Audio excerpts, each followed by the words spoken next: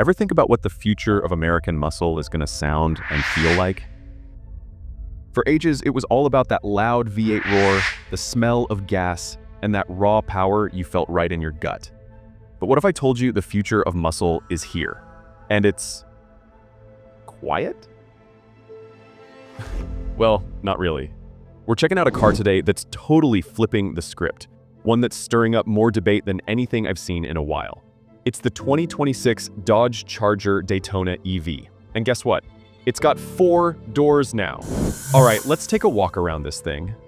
Dodge wasn't going for subtle here, were they? This car just screams, "Look at me." The design is a super cool throwback to the old '68 Charger, but with a futuristic twist. Up front, instead of a normal grille, it has this cool R-wing pass-through.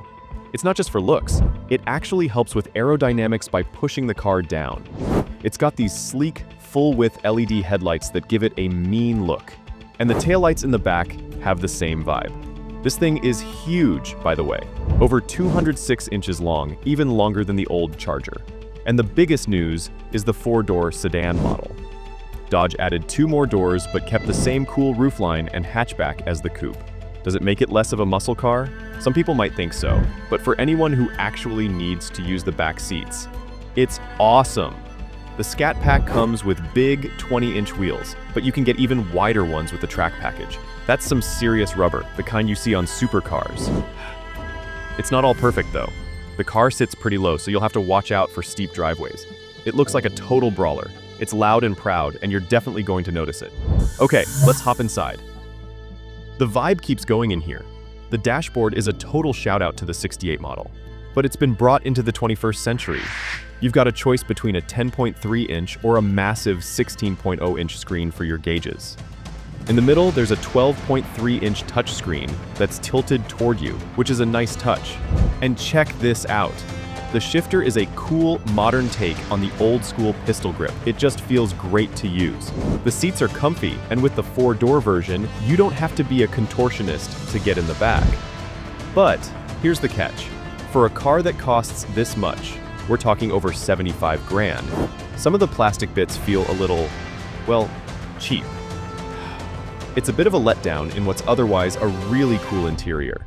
This Charger has way more personality than many other modern cars. So what about the tech making this beast go?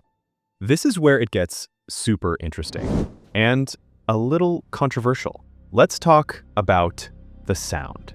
How do you make an electric car feel like a Charger? Dodge's answer is this thing called the Fratzonic Chambered Exhaust. Basically, it's a fancy speaker system on the outside that makes it sound like a V8. And it's just as loud as a Hellcat. Is it a gimmick?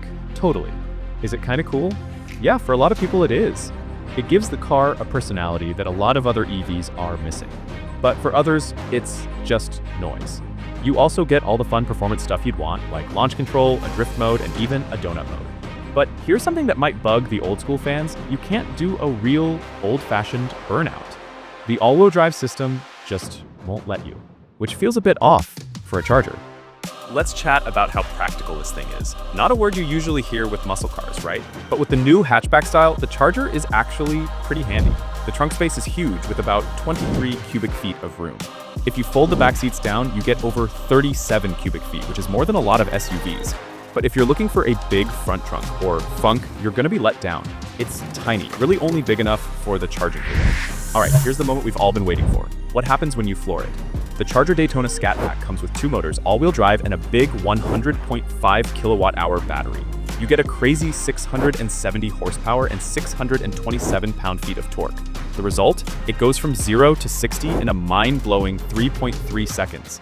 To give you an idea, that's faster than the old supercharged Hellcat. The acceleration is just insane.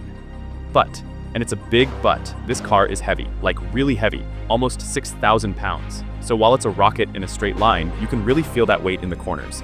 It feels more like a super powerful cruiser than a nimble sports car. And its top speed is only 136 miles per hour, which feels a little low for a car with this much juice. And that brings us to the Charger's biggest weakness, its range and charging. You're only getting about 241 miles on a full charge. In today's EV market, where some cars can top 400 miles, that's a tough one to swallow. That's just the trade-off for all this performance and weight. When you need to charge up, Dodge says you can get from 20 to 80% in about 27 minutes with a fast charger. But in the real world, tests have shown it can take a bit longer, sometimes over 40 minutes. So for road trips, that short range and so-so charging speed could be a real issue. When it comes to safety, Dodge didn't skimp. The Charger is loaded with all the modern tech you'd want. It comes standard with stuff like forward collision warning, automatic emergency braking that can spot people and cyclists, adaptive cruise control, and lane keeping assist.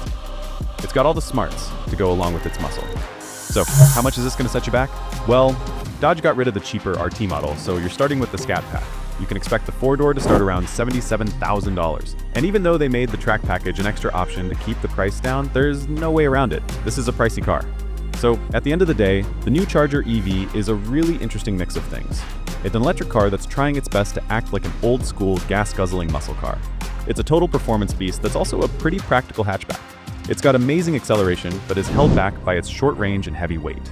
Dodge went out and built a car with way more personality and attitude than just about any other EV out there. They didn't try to make a better Tesla. They just made a Dodge that happens to be electric. And maybe that's the whole idea. It's not for everybody. It's for the person who wants their EV to have a bit of a soul, even if that soul is electric. So, what do you guys think? Are you excited about this new direction for American muscle, or do you think it's a mistake? Drop your thoughts in the comments below.